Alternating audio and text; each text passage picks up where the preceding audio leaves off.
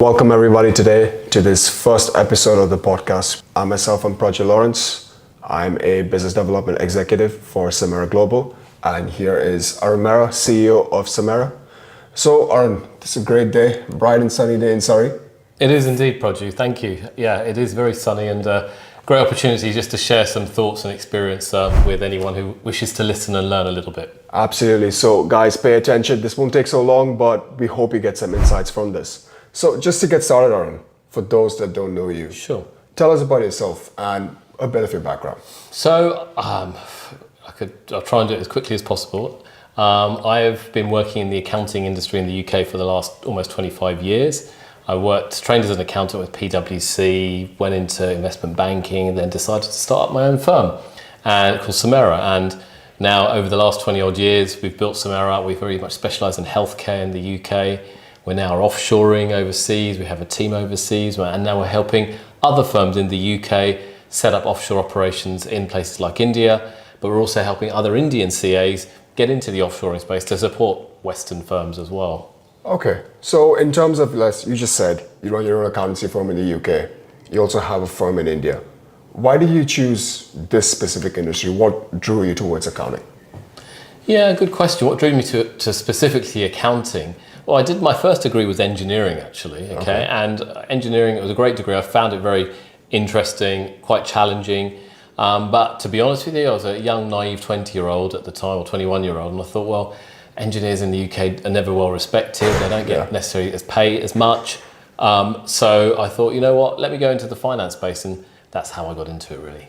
To all engineers, no offense, but let's go into. Well, actually, on that note, my son is he's studying engineering, aeronautical engineering, and aerospace engineering, and I've advised him to stay in that sector. Stay in that sector. Yeah. Well, there you go, guys. That's some good advice as well. So in terms of, you said you worked at PwC, but now you run your own firm. That's a huge transition. Let's say in terms of, work and life and balance and everything.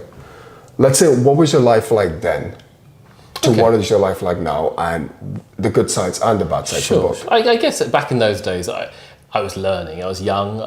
You'd put all the hours in, whether it's at PwC, whether it's in investment banking. You'd work long hours, okay? Yeah. And it was a young workforce. It was fun, to be honest with you. But I learned a lot in that time. But early on, I realised I wanted to have my own business and start my own thing up. So I started up Samera. And in terms of setting up my own firm, it was hard work, especially certainly in the first many years, okay? But you felt like you wanted to do that hard work because it's your business, okay? So you get the real satisfaction out of it.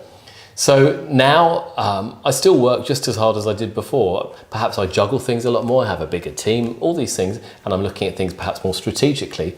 But I think hard work is certainly important, okay? But it's also having that balance of life. And work is one element of life, but life is another element. Family, children, charity, health, all of these things are more important than work, more important than money, okay? But money also helps you to be able to do those other things. So you need to get that fine balance right. So on that note, is entrepreneurship for everybody? No, it's not. It's not for everybody. You've got to be willing to put yourself out of your comfort zone. You've got to be willing to take some risks. If that's not you, it's probably not going to be right for you. For me, it works. I love it. I thrive on it. I love the uncertainty of it. I love the excitement of it. There are times when I'm pulling my hair out, and perhaps that's why I've got so much grey hair, is you're thinking, oh my God, why did I do this? Okay. But the buck stops with me at the end of the day, Praju, okay? And I take that responsibility very seriously. And I'm very privileged to be able to have wonderful team members to support me as well. So the quote I'm guessing that you would probably go by is, if you don't risk anything, you're risking everything. Correct. Right. I suppose that's a quote. I have another quote that I live by. If you're not living on the edge, you're taking up too much room. Okay? Okay. Well, there you go, guys. There's more. So if you're not living on the edge, you're taking up too much room. So in terms of, let's say, you started your whole journey, transitioned, now you live here, Surrey, beautiful home, amazing family. What was your why to do this? Because I know accountancy is a niche. like not many people go into, let's say, starting their own firm. It's quite difficult. It's a very long lifestyle. Sure. You also started your firm in the UK, you started in India. It's huge leaps. You wanted to help people. Yeah, absolutely. The good question is, what is my why? And perhaps my why has changed over time. Okay, as you get older, you get more experience, you realise, well, what is my why? What's my purpose of being here on planet Earth? Okay, and perhaps when I was younger, it was put to establish myself and to set up myself and some money and kind of be significant. Okay, but now I've realised it's about, I'm in my 50s now. I want to actually contribute and help other people. And I see my current time now is to help other accountants in this space, whether they're sitting here in the UK struggling with their firms, or whether they're Indian CAs in India wanting to grow their firms, wanting to build their firms, and wanting to get that first perhaps international client. So I guess I sit in the middle of that. I perhaps bridge both kind of geographies to some extent. I have born and brought up in the UK with Indian origin, but I understand many of the issues that Indian firms have, many of the issues Indian people have. And by getting more involved in India and seeing what the problems that people are facing in India on a day-to-day, week-to-week basis, it gives me the hunger to try and help them, okay? But if I can help them, those people in India can help the people in the UK as well. So it's kind of a full circle, and I'm loving doing this, okay? And I feel I get most fulfillment out of doing this now. It's not, in my early days, yes, it was established to make some money, to do all right, that type of thing. But now, you know what, the money's by the by. The money comes anyway, okay? Yeah. If you're leading with your heart and you're trying to help people in a positive way, it makes such a big contribution to your own life. Okay, and I think one of the many ways that you've done this in terms of helping people, in terms of pushing stuff out there, is you hosted a summit in India. Sure. That helped a lot of people. I mean, 30 people came by, but I think they all gained a lot of exposure. They gained a lot of knowledge and everything to come for that. Why did you decide to host a summit? Because it was specific towards the offshoring space. It was specific towards accountants. What did you see from accountants as a whole that drove them to come there, or why did you start to? I think, great question. I think so many Indian chartered accountants want to get into the global space, but they struggle to do that. They don't know how to do it. And if they do it wrong, it can be costly, it can be painful, and they'll kind of think, you know what, why am I doing this? So my drive was to say, well, let me help you try and do that. Now, it's not going to be a magic wand that I wave and you're going to get clients. It's not like that. It's an iterative, slow process. You need to build your brand, you need to build your trust, you need to kind of build your team, you need to show great leadership. All of these things matter.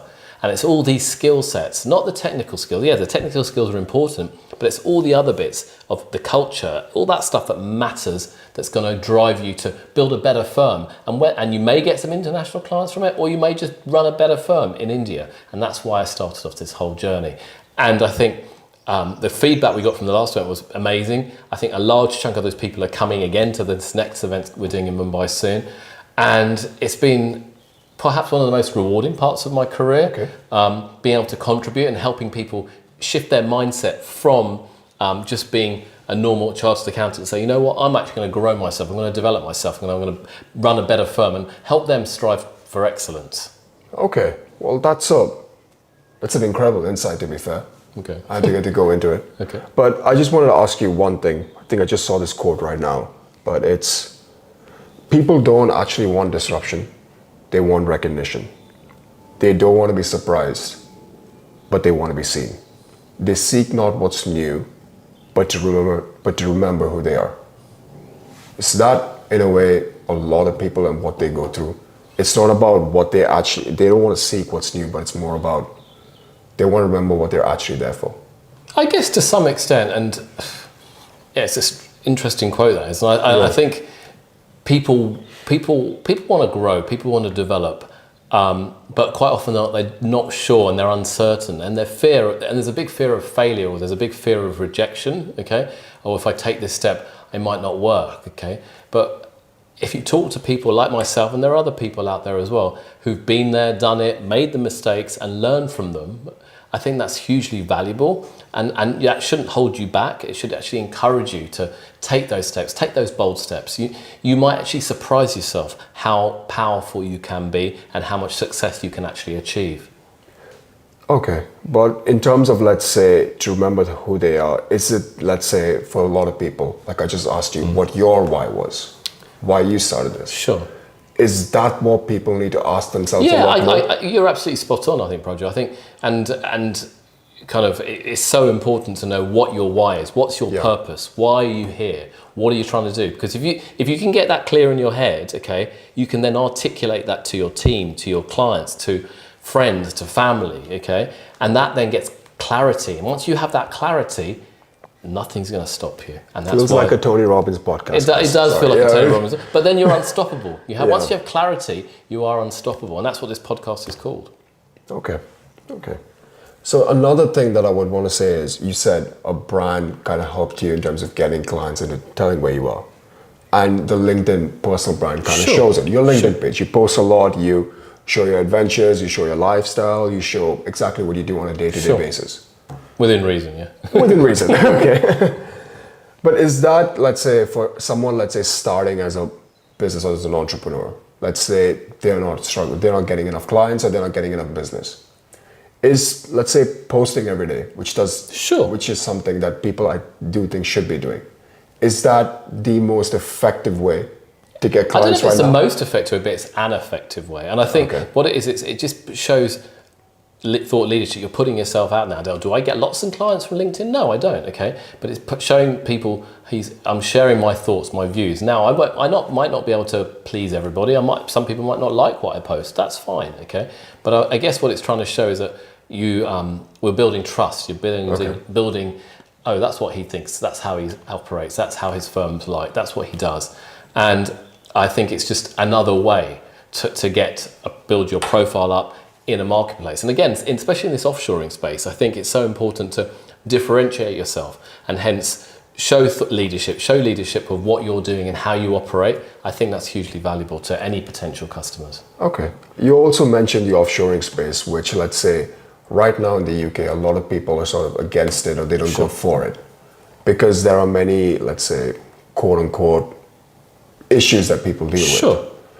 Is it down to the people for the offshoring service that they choose, or is it down to the offshore firm that provides a service that needs to improve? I think it's a combination of both. Okay, offshoring firms from places like India, some are great, no doubt about it, but some have room to improve. That means raising the standards of the team culture, raising the quality of training, raising their technical knowledge. All of these things come together, but at the same time, UK firms need to embrace that. They need to work with those firms in India, understand and train those people in India. It's a two-way street. It's not one firm has to do and another does nothing. It's working together. It's teamwork, okay? And now we're in this technological world where we can work remotely. People can work very well with technology. And now with AI emerging and new tools happening, honestly, I think it's such an exciting time, but you have to really embrace global working rather than working in silos.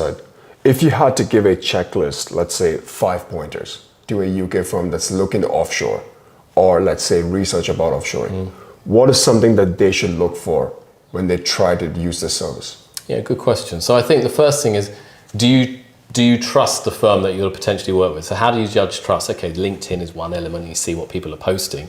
But ultimately, one idea and one angle that we're very unique is we actually run our own accounting firm here in the UK. So we use our own team, we use our people, we've done it, we've made the mistakes, we've cut our teeth on it. So working with a firm that actually runs their own accounting firm here in the UK that has to abide by UK standards, in my mind, is imperative, okay? If you're using a firm that hasn't got a UK firm, they don't really understand it, okay? So I think that gives us a huge advantage when we're trying to work and provide services to other accounting firms. I think that's the number one. I think is they need to ideally have some UK presence is helpful, okay? It's not necessary, but it's helpful. I think ultimately, do they have an expertise in a particular sector?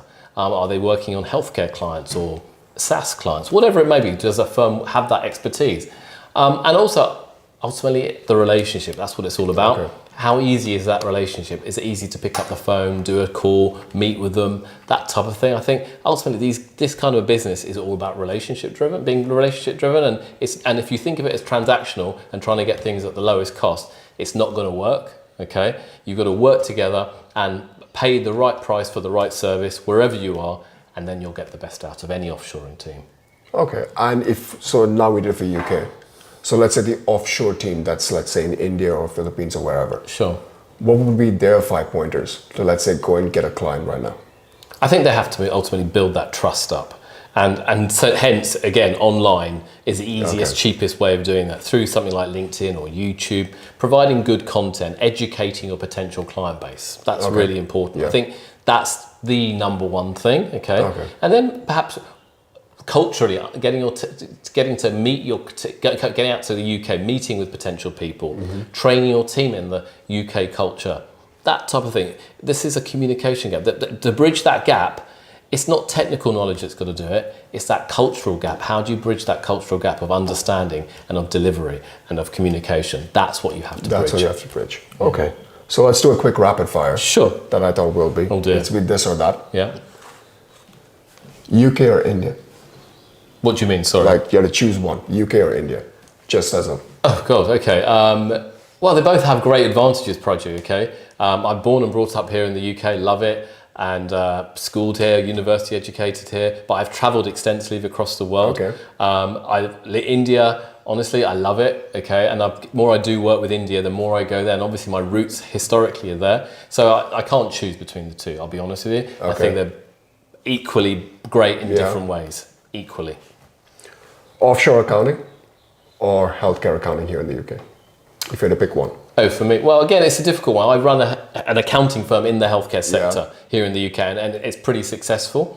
Offshoring, I can only do that because I have an offshore team, okay? If I didn't, my healthcare business would be struggling, and like it was previously. So by having both, it works. It works. Yeah. LinkedIn or YouTube? Oh, good one. I try and do both. YouTube's really difficult though to get the get the volume up and stuff. But I haven't stopped yet. I'm going to keep going. Okay. LinkedIn is easier. Okay. Work or travel? Oh, travel by far. Okay. I love my work. Yeah. But I'm an extensive traveller and I love travelling and I like going to far-flung places with my backpack and my family. Okay. And UK food or Indian food? Oh, that's an easy answer. Easy Indian food, sorry. But Indian food. I do like my steak and kidney pie or fish and chips, but you know what? Nothing beats Indian street food. Indian street food. Okay. Food. Well, that was a decent rapid fire. Let's go with that. So the next one I want to ask was, in the current circumstances that the world is going through right now, AI, marketing, social media, everything on the rise, compared to the circumstances where you were before in 2002 when you started Samera, if you were to start your accountancy firm today, how would you go about it? Yeah, great question. I'd focus on the tech, okay? Build a tech team, build a technology team full of, need some accountants, but you have development engineers, software development engineers, okay, as part of that. We're kind of going down that route, hiring people down that route, but accounting is changed and it is changing, and having technologists, developers in your team, honestly, will shape how we go forward. Okay. What are the intangibles that separate the accountant to the accountant who runs his own firm? I think there's leadership skills is essential in any firm owner. I think strong communication, great listening, and ultimately building a culture where people want to come to work, people want to be part of that culture, okay? And it's not a one-off. Culture isn't something you just do once, okay? It's how you live, eat and breathe your firm. Yeah. And do you always get it right? Of course you don't, okay? But you're trying to aspire to bring people together, people to work under one roof, even if they're sitting remotely, okay? But they all feel part of something. And that's really important. The culture has to be paramount. And how do you develop that culture from the get-go? I think through a variety of tools or ideas is to delegate, allow people to be free to make decisions. Everyone's grown up, okay? The idea you see in lots of large organisations are recalling people to come back to offices during post-COVID. Honestly, I think it's that lack of trust of employees, okay? So you have to trust your team members. Now, sometimes you may mess it up and you've recruited the wrong person. But you know what? You've got to trust people to get on with it and be responsible. People will identify very soon if they're not doing what they say they're doing, okay? And other people will pick up on it. So you have to build that culture of trust. Do I trust them? And I just got an email from someone earlier just today, someone saying, one of my senior guys in India saying, Aaron, I'm going to be working in another city next month. I need to go home and to see my family.